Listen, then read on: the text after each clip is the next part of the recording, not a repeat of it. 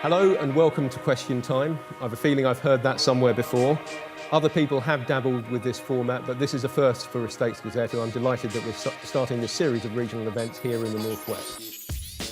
What would the City Council and GMPVF's top 3 property priorities be? We have a priority of supporting the most vulnerable people within our society, and that's always going to be a number one.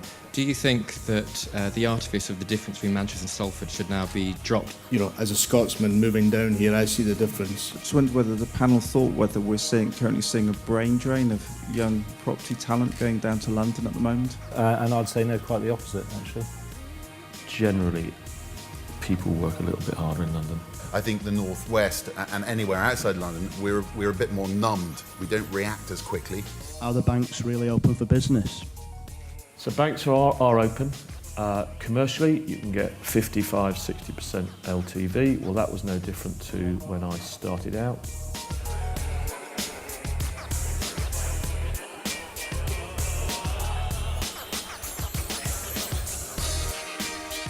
How effective do you think the current enterprise zones are going to be?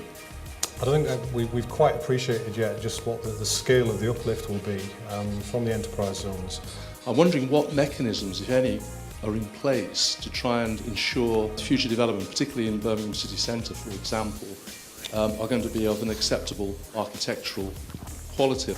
I think the point you've made about design is fundamental, and I wouldn't say it's about buildings, it's about places, about how we're designing places and buildings that come together to function as a place. And continuing the London theme, what is Birmingham doing to capitalise on the London 2012 Olympic Games? It's genuinely, I think, a once-in-a-lifetime opportunity for the UK as a whole. This is a city that attracts nearly 33 million visitors a year currently, and the opportunity to build on that with 2012 is huge. The private sector was actually doing pretty well in terms of job creation. What's actually happened is the public sector have cut deep very early.